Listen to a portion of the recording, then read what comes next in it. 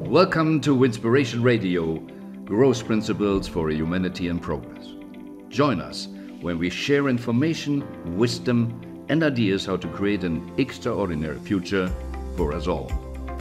The future is open. We together decide what will be in it. Welcome to A Life in 45 Minutes. Normally I say welcome to the episode. Today I say welcome to some insights I had. I want to share today why I do what I do and about a transformation. And this transformation has to do with the episodes here in the Winspiration Radio on the UK Health Radio platform. I just recently had is it huge? Is it, what is the right word for a really intense transformational process? You need to die before you can live. And I experienced it very intense this time and had experiences I never had before, and it changed everything.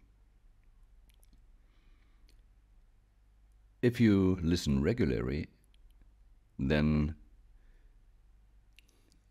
you had one episode where a team member cut it from some old sections, an episode together, because at that time I was in this transformational process and couldn't do anything. Okay, but let's start more in the beginning of my life. In April this year, I will turn 72, so I'm quite a while on the planet. My upbringing was in Germany, and after the war, I grew up in a family where, we always had a lack of money, and after the war, it was maybe a reason my parents married to get an apartment, because after the war not everybody could get a house or an apartment, but if you married you had the right to come on the list and maybe get one of the apartments. My upbringing was stressful because somehow my dad was always fighting with me, tried to break my will. He was fighting with my mom, and my mom tried always to please everybody and tried to make peace. So she was, after a while, especially after her dad died, not really capable to protect us. They would say I had a sister, but the main stress I had the firstborn and the man who somehow stressed my dad. Looking from today, I know what the problems were, the psychological problems, the traumas my dad had after the war, and what in all the Lancaster chronology is responsible for that he couldn't really live his life and had the stress with me. But I grew up and I didn't have the real trust, couldn't trust my parents. And that was a tough situation, having nobody you can trust or lean on. And don't know really where to be, what's your place. And with 9 years I tried to kill myself. It was an attempt of suicide. It was just more about the idea to doing it, because when I went in the kitchen, got the knife, and then put the knife on my chest, and it started to hurt, I stopped. But anyway, it's just not the right thing to do with 9 years. So just to get an idea. And through all my life in school and what we call kindergarten or Kindergottesdienst, so the church for kids, it was always stressy for me because I never felt big meaning in what they are doing. And to survive, I escaped somehow out of my body, went always on the meta level and watched what's happening. And even my dad was more psychological terror man for me, but sometimes when he hit me, so it was also good to get out and have no tears, what shocked him more. So I had a emotionally psychological stressy life. From the outside, I know I felt protected. I had a home, I had a roof, I got food, I got class, I was sent to school. But it was always, why? In my book, The Best Is Yet to Come, I even got a situation, or describe a situation which I saw in school. It was just in the end, the bell were ringing, and at the end of the school day, a flood of young people came down the stairs, and with noise they were running down the stairs and were happy to leave the school and whatever they will do that afternoon.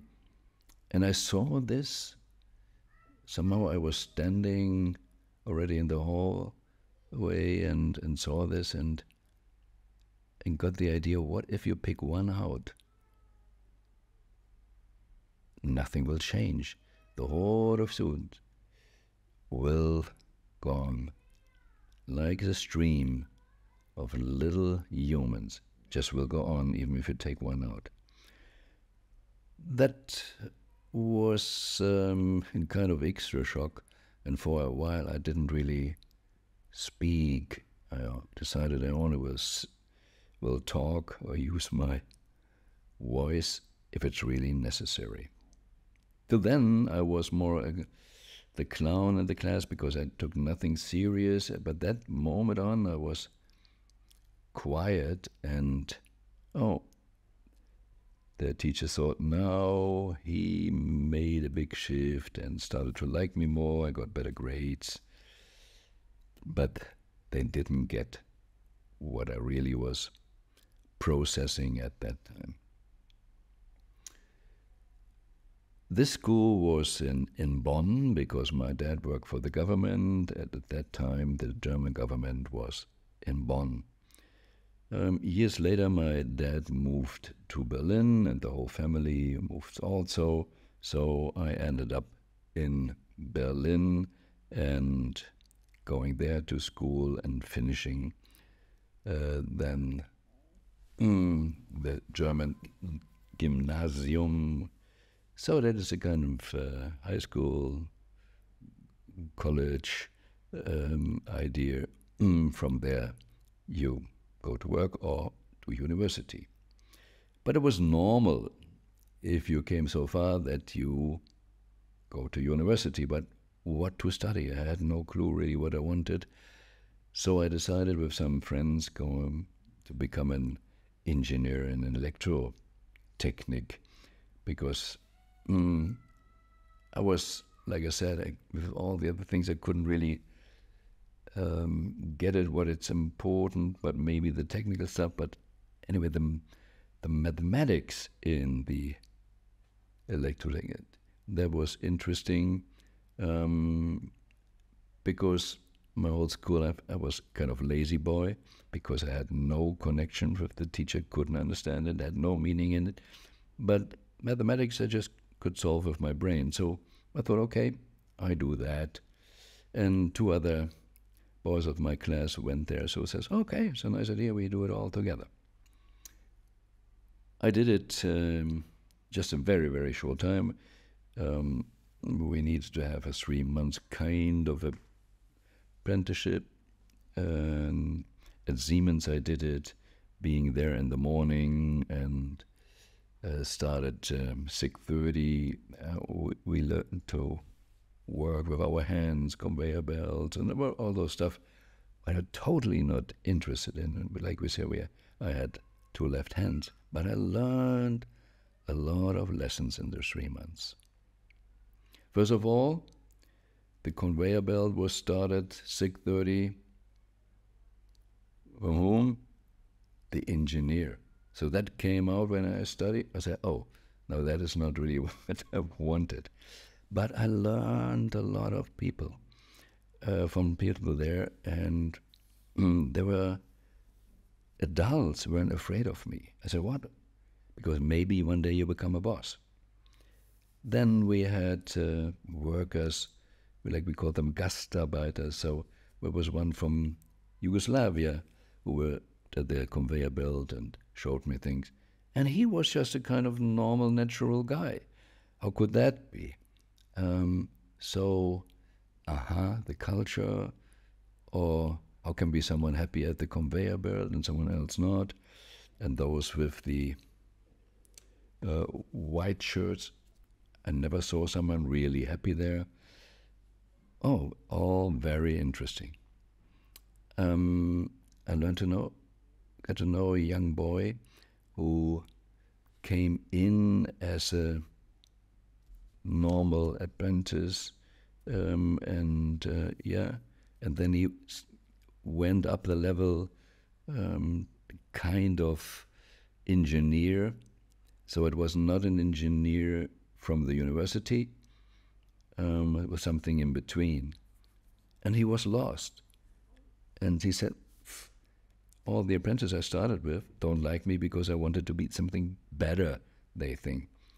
And all the engineers, the others who were in the university, don't like me because I was not a real engineer. So again, it was not about humans. It was about, what facade, what title.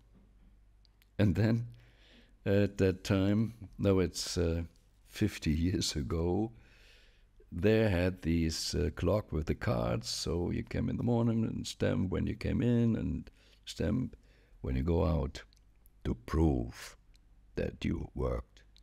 Crazy idea. Best case, it proved that you stamped at that time, what you did in between. So I saw everybody showered already, waiting until the clock allowed to stamp the card. So I learned a lot of nonsense there. And I guess it influenced me a lot about the life. And I skipped it and with the idea of becoming an engineer, and I decided to study law. Something inside of me said, oh, if you study law, you may be capable to do something for justice in life. Yeah. But that was a nice idea. Okay, make it short. I studied and learned there a lot too. I worked for a professor, and that was a very good experience there, because in Germany it is at the end of the years of study, you need to do the examen, and there are professors testing you, not just with written tests, also in a live sequence. So on one day, my professor, I was still a student, went to kind of examining other students, and he was a little bit nervous. And I asked him, why are you nervous? And he said, yeah, it's not just that we want to be the bad guys. We want to do a good thing. We want really to get something good out of the people. And then I realized, oh, the professor who had the power to judge what I was doing was also a human. So I learned more and more to see the human in everything. But I'm also saw a lot of humans who were not healthy, happy, traumatic, and yeah, I was one of them. So I had already my first physical crisis. I went the last 50, let's say 70 years, to a lot of deep crises. The first, it started home. Let's call it a meaning crisis. You have no place where to go. You don't know what is it all about? Why me in this shitty situation? Why other people have it better? So that was really psychologically a drama. But then came my first health issue. So I got ischias. So I had a huge pain in my leg, and the nerve pinched from the vertebra. So finally it ended up with surgery. So that was the first thing. I had other things that I went in the business, because as a student I started already my first business because we didn't have so much money. So for my lifestyle I started early to work, and had difficulties with business partners. They were so somehow afraid from me, even if they're older and successful. But somehow they thought that I thought the world different, that they just couldn't do with me what they wanted to. I was not in the classical way. They couldn't manipulate me. They could manipulate me other things, because of my childhood I was so interested to please others. So it was so important what other people think of me. But there was always something where I could say, no, I can't do this and I will not do this. I'm married, and we lived a long time together. And yeah, because I had my kind of traumas, it was not really looking just simply at the classical love marriage or love relationship. It was more stress relationship. But some level, not the 3D level here, on another level, we were very strong connected till today. And while I'm recording this, it's just a week before we do a seminar together in South Africa, a conscious retreat. So even after now 40 years, we know each other already 50 years, we're still working together, even if we divorced around 2000. But some people said, why do you divorce? You divorce with so much more love than other people live together. But we had a different idea how to live together. This was not really a classical love relationship. It was two who understood each other. It was more a friendship. And we had different ideas how to go in life. And if you listen to the episodes here, one of the first in the beginning of 23 is an episode with Rebecca about consciousness. There are two. So I recommend to listen to them. After I was finished with my studies, I did a good exam and made an extra education to become a tax lawyer. And yeah, in the end, to make it short, I built a big office. If you know Hamburg, there's a little lake, and the street is the right address. So that was one day I'm managing 5 floors with a tax accounting office, a law office, financial, well, even construction in the end. And I was so off track psychologically, I guess. I wanted to prove my dad something with. And when I had the right business card, it was a kind of, maybe I can stop here. But the business was stressing me so much. And I was not the lawyer who was going for justice. I have set up such a big office at so much cost, so I'm working my ass off to pay all the bills. So I just was feeding the big crocodile and has nothing to do with purpose and so on. And like they say in America, they're talking about rat race. And I finally realized even if I'm the winner in the rat race, I'm a rat. And that's not what I really am. And then in my book, Better the Whole World Against Me Than My Soul, I wrote about the process, how to get out of this. In the end, I cut really extremely through everything, gave the law practice to my employed lawyer, the tax company to my partner, closed down the financial advising company, the construction company went to another partner. I just wanted to be free. I just wanted to be free, and I knew I needed to go out there because I was nearly going thick. I was 117 kilo was the highest. Such a stressful life, couldn't move, not fit. I needed to go out because I was betraying my soul. When I went out, and the partners in this way helped me to go out because they took everything. Besides, I took whatever loans the business had, and I went more than 1 million Deutsche Marks at that time in debts. So I was a minus millionaire at that time, but free. And for me, so it's a crazy thing. I was 1 million in debts, but felt better than before. So what to do if you have 1 million in debts? Okay, some people say, where's the problem? If you have 10,000 in debts, it's your problem. If you have 1 million in debts, it's the bank's problem.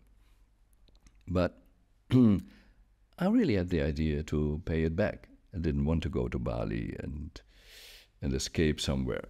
So even the bankers tried to stress me, and that was another good thing. And what I have in the book also mentioned, they were partly stressing me, and that helped me to really become strong against that. You can do whatever. If you want your money back, stop stressing me. I have to do the money. I have to do the 1 million. But you better leave me alone, and I do it on my terms. So I recovered mentally, psychologically, and finding better, let's say, going on track again, what I really wanted. I discovered network marketing for a Japanese company, and then I built a big, a huge organization, made a lot of money, paid the 1 million back, and made some million plus side. And then after a few years, I had a time traveling around the globe. I left Hamburg already in 1998, moved to Gibraltar because I loved sunshine, water, boats, and I didn't speak Spanish or other Italian, so I just loved Gibraltar because I speak English there. But it was a great time, and I traveled the world. I call the phase beach testing. Was very interesting. And in Gibraltar, I had first in different apartments, but then I moved in a wonderful penthouse. At that time, it was one of the best penthouses in Gibraltar. And now guess what? I bought the penthouse. I was sitting there, and the first time in my life, I felt I have a place, my home. It was nothing in, just a mattress and me, but I was happy, I thought. But after a few, let's say, months sitting there, I didn't know what to do. Why do you go out of bed? What do you do over the day? I paid the million back. I had the penthouse. I had some money in the bank account. And I realized I had no goal anymore. I was so stressed the first 50 years of my life, always in stress, struggling, fighting. And now I paid the money off, so I had the goal to pay the money off. No goal anymore. And I fell in a deep depression. And I didn't know, first of all, how to get out of it, and tried exercises because there's seminars. The doctor says you have only 3 months to live, or then a month and a week. Nothing worked for me in this. Or what should people say at your grave? Was not interesting. They should have said it earlier. But then one day I read somewhere, I don't know where I read it,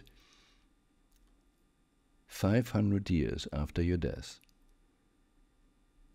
what is there? What is the difference you made? What you can see then after 500 years, after you were gone. And that struck me. Wow, this is something. Can I do something? And with these thoughts, more and more came the idea of so-called, what's the purpose, the meaning? Why am I here on this planet? And that helped me to come out. And my friend and mentor, Bob Proctor, around that time also, when I was sitting in, and he asked me, how do you do? And I wanted to share how awful I feel at that time. He said, stop! Don't want to hear it. You're enjoying your drama. Oops, that was a shock. I didn't like to be treated by him like that, but he was so right. And that was a more reason to dive deeper in the meaning. Why am I here? Because you only share the drama or are stuck on this shitty frequency if you're not really knowing what to go for, why you're here. And so I started creating a process.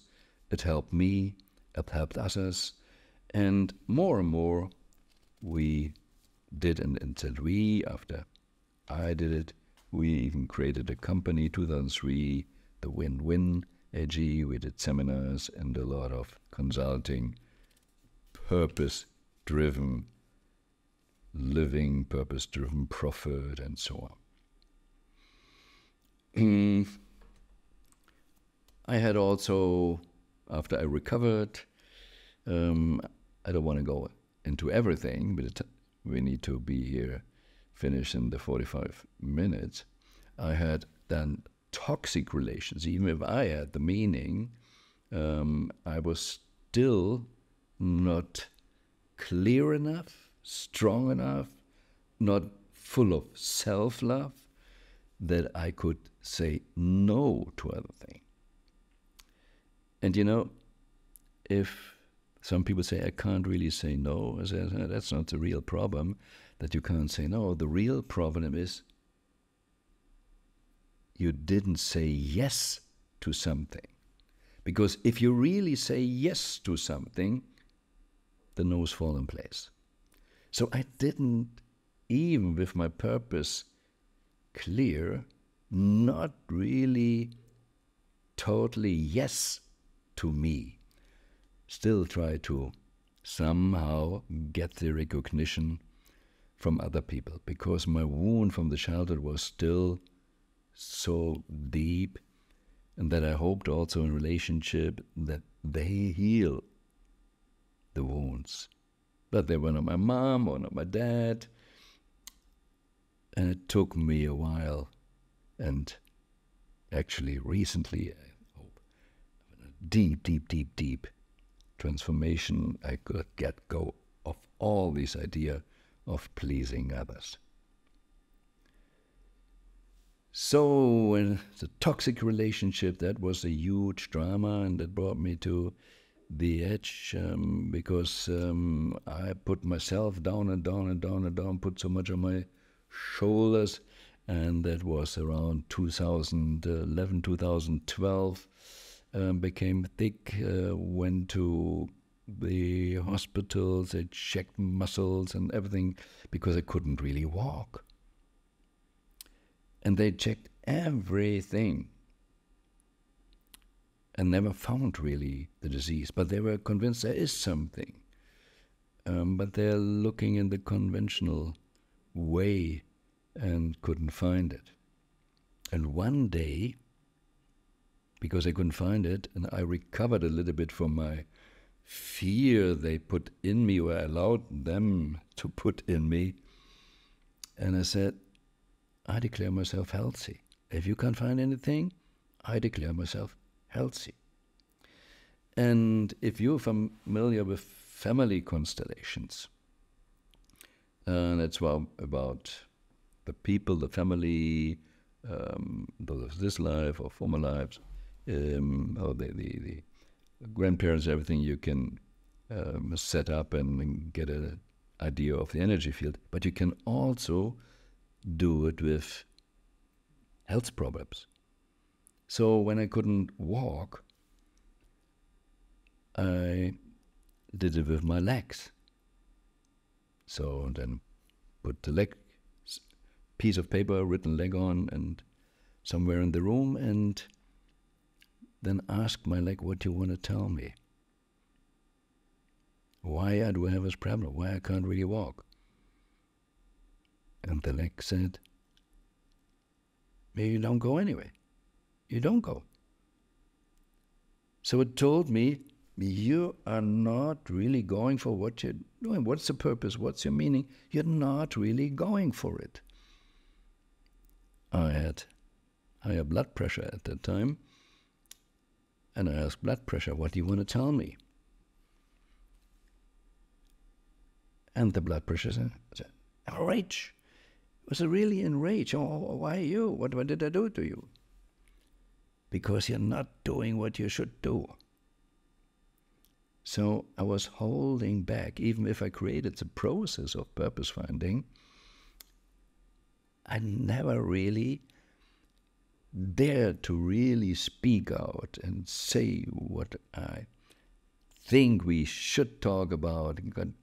Not the surface stuff, like in Hamburg with the law, I built a facade to please someone else. The toxic relationship, I couldn't really.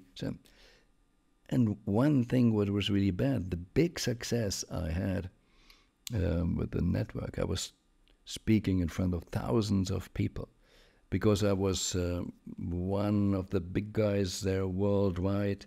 People were applauding me, and Wolfgang, Wolfgang, Wolfgang. But I realized they don't see the Wolfgang, the real Wolfgang. They see the facade, the success, the title, or the money and everything. And then you can be really lonely in the hotel room again. I guess what a lot of rock stars and famous actors experience, so much applaud, but it's the ideal and it's not the real person. Yeah, and that can be really, really, really stressy.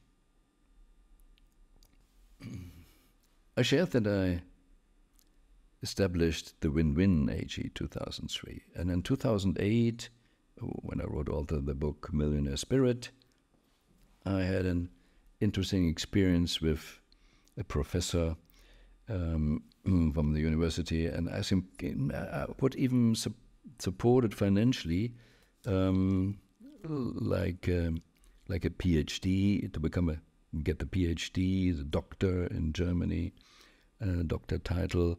You need to write a big kind of booklet task about something special. I was like, couldn't someone write about win-win? How win-win really is. And the professor, oh, because he came from the thinking of game theory, everybody knows about it, we don't need to write about it. And it shocked me, and I thought, oh, Wolfgang, you're totally on the wrong track again. I still thought I need to get, they know it better than me. But actually, if we look out of the window, when you go to work, do you really have the feeling you're surrounded with people who are thinking in win-win, working on win-win, to help everybody to win? We are still living in the win-lose or lose-win world. And I had other experience when I tried to go out and say, oh, can I say what I believe in? And I got some other frustrations from so-called experts who say, nah, you need to do it different. It's not the way we are doing it. So, and that even holds me back for a time.